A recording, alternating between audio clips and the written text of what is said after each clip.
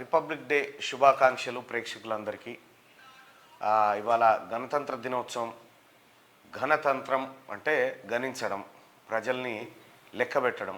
ఎంతమంది ప్రజలు ఉన్నారో ఆ ప్రజలందరికీ సమానమైన స్వేచ్ఛ, సమానమైన అధికారాలు, సమానమైనటువంటి న్యాయం దక్కే విధంగా మనం రూపొందించుకున్నటువంటి భారత రాజ్యాంగం ఇవాల్టి నుంచి మనకు అమల్లోకి వచ్చింది.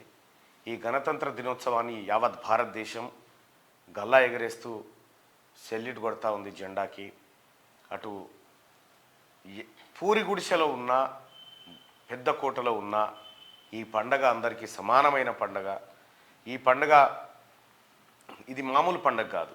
1947లో భారతదేశానికి స్వతంత్రం వచ్చింది అంటే ఇది ఒక సపరేట్ దేశంగా ఆవిర్భవించింది. కానీ రిపబ్లిక్ డే ఈ ప్రజలకు చాలా ఇంపార్టెంట్.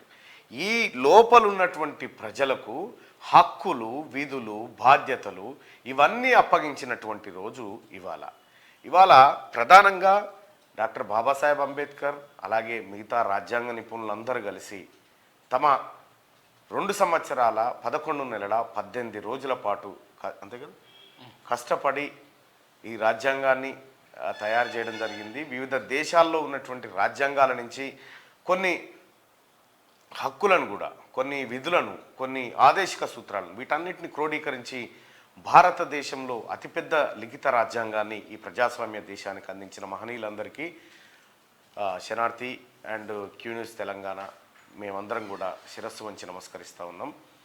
కొద్దిసేపటి క్రితమే క్యూ న్యూస్ కార్యాలయం పైన జెండా ఆవిష్కృతం జరిగింది. ఆ కార్యక్రమాన్ని ఒకసారి చూద్దాం.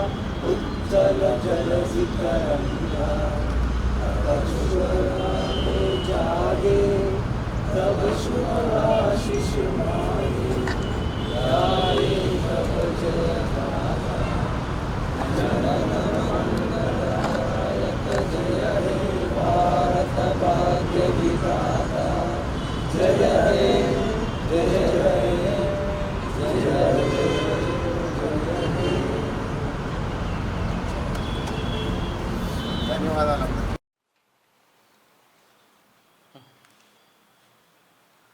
రైట్గా భారత రాజ్యాంగం మనకు అనేకమైనటువంటి హక్కులనిచ్చింది.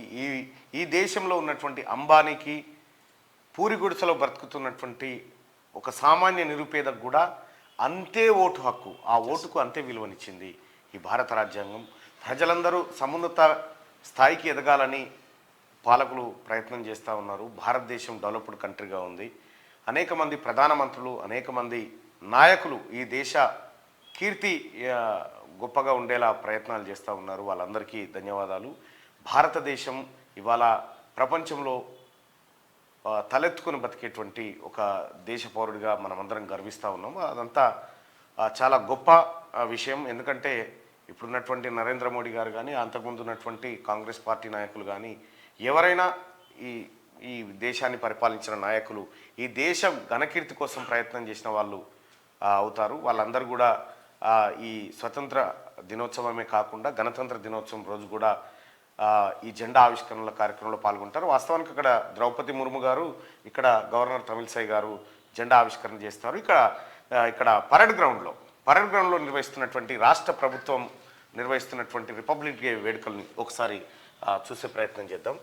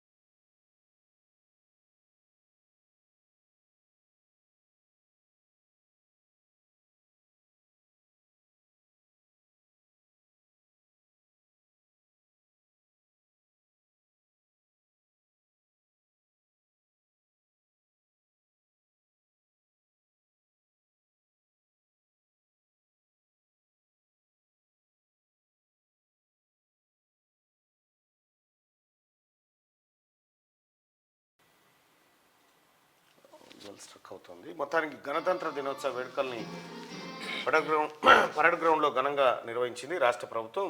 గవర్నర్ తమిళిసై జెండా ఆవిష్కృతం.